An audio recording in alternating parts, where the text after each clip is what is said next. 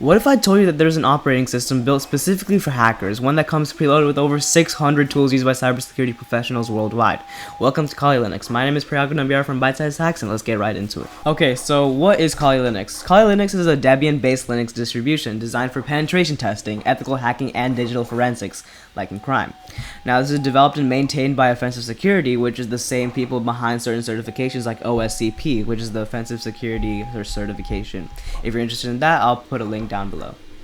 Now, it's also free and open source, meaning that anyone could download, modify, and contribute to it, which means that it's kind of like the Swiss Army knife for cybersecurity. So who uses Kali Linux and why? To start, we got penetration testers who use it to simulate real-world attack on networks to find vulnerabilities.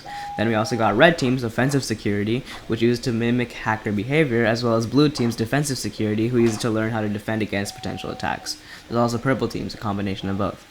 Hackers, both ethical and malicious, love it because it's just plug and play. All the tools you need are just laid out right in front of you. So Kali comes with hundreds of tools, over 600, but here are a few standout categories and examples.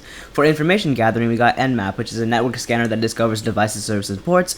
Then also we got the Harvester, which collects emails, subdomains, hosts, and more from public sources. For vulnerability analysis tools, we got Nikto, which scans web servers for dangerous files and outdated software, and also OpenVAS, which is just a full-scale vulnerability scanner.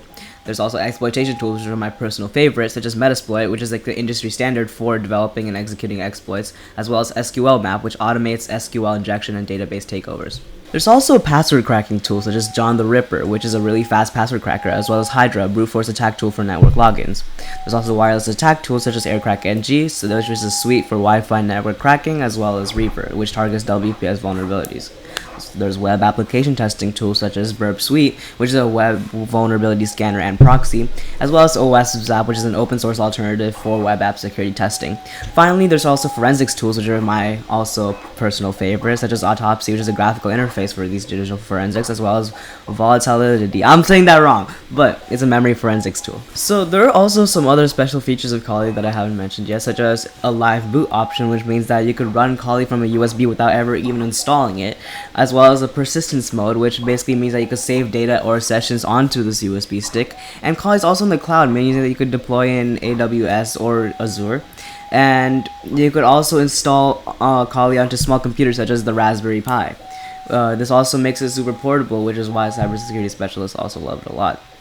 It also has an undercover mode, which means that you can make the interfaces look like a Windows 10 to avoid suspicion. Alright, so just to recap everything I talked about so far, Kali is an open source operating system for hackers and cybersecurity professionals. It includes over 600 tools that are used for scanning, exploiting, cracking, analyzing, etc.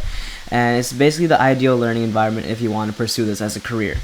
And with great power comes great responsibility. Use Kali wisely. It is a neutral tool, but it has the potential to break laws. So if you enjoyed this video, make sure to subscribe as it really helps out, and thank you.